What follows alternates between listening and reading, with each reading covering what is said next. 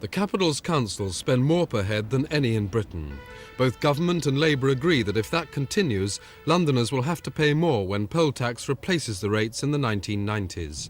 However, Labour say the increases will be even larger than the government has admitted, firstly because Mr Ridley's poll tax figures ignore inflation. And in addition to that, they take no account of the fact that people will evade the tax, or inspectors will be unable to collect the tax.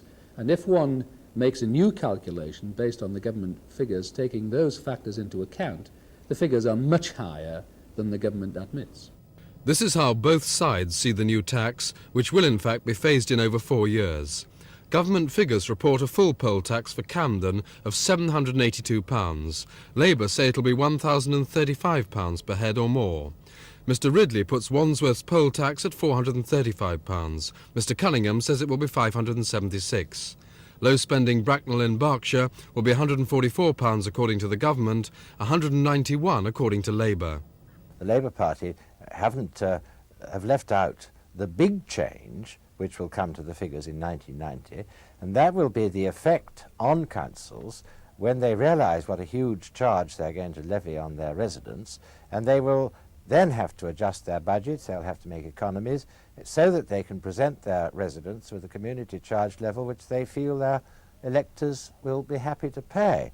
That is the big change which will take place in the figures, and it's in fact already starting. Councils are beginning to look at this. That's what it's all about, actually.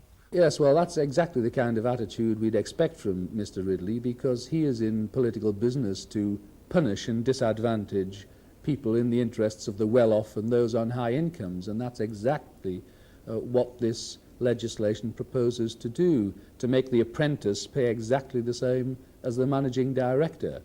But of course, it won't be a political winner for the Tories. It'll be an absolute disaster. The poll tax faces a rough ride in Parliament, with opposition coming from Conservative MPs worried about the effects on their constituents. Simon Neve on the new poll tax.